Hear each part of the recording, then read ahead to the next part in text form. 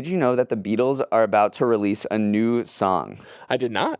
All right, so in an interview with the BBC yesterday, Paul McCartney said the band will release the final Beatles record this year.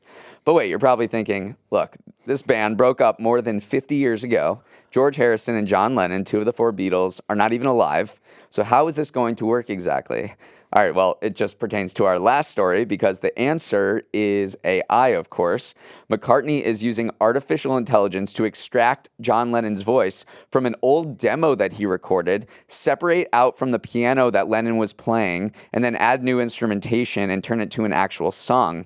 So McCartney didn't spill the beans on what song this was actually going to be, but fans are speculating that it's called Now and Then, which was an unfinished 1978 love song recorded on a cassette that John Lennon's wife, Yoko Ono, handed to McCartney. So AI may be a bit scary at points, but it's really cool that it can be used to give us like a new Beatles track. Yeah. I was so surprised at how positive the reaction was to this because if we go back to, remember when the Anthony Bourdain documentary came out called Roadrunner, and people got really mad when the filmmaker came out and said that they digitally recreated Bourdain's voice after he passed away using AI. And a lot of people are saying that's an invasion of his privacy. You're making him say words that he never actually said. And then here you have a similar thing. It is different because Lennon did record this, so he had actually sung this, and you're just basically cleaning it up. But I just thought that those two parallels were interesting to see how like this one is universally beloved, and it may have something to do with the Beatles too. But I think it's because that was a deep fake. So this is not a deep fake is when an AI sort of creates new language based on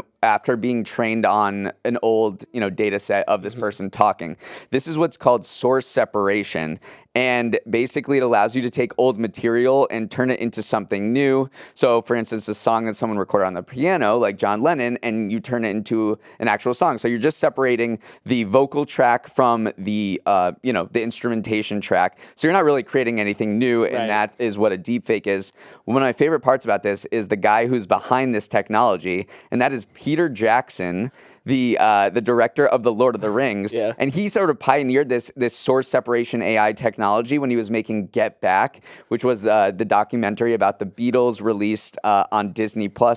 It is 8 hours long. I did not get through all of it. I watched the first episode. It was amazing. But the whole point is that there was this really grainy footage of the Beatles, really grainy audio, and Peter Jackson used this AI to make it into something that was actually, enjoyable to watch, super crisp. The audio came through really well. Yeah. So he pioneered this, this technology with Get Back, and then now they're using it to recreate a new Beatles song for the first time in decades. Hey, thanks for watching. And if you want more Morning Brew Daily, make sure to hit that subscribe button. And also check out the rest of our episodes wherever you get your podcasts. New episodes drop at 7 a.m. Eastern, Monday through Friday, and you can email us at morningbrewdaily@morningbrew.com.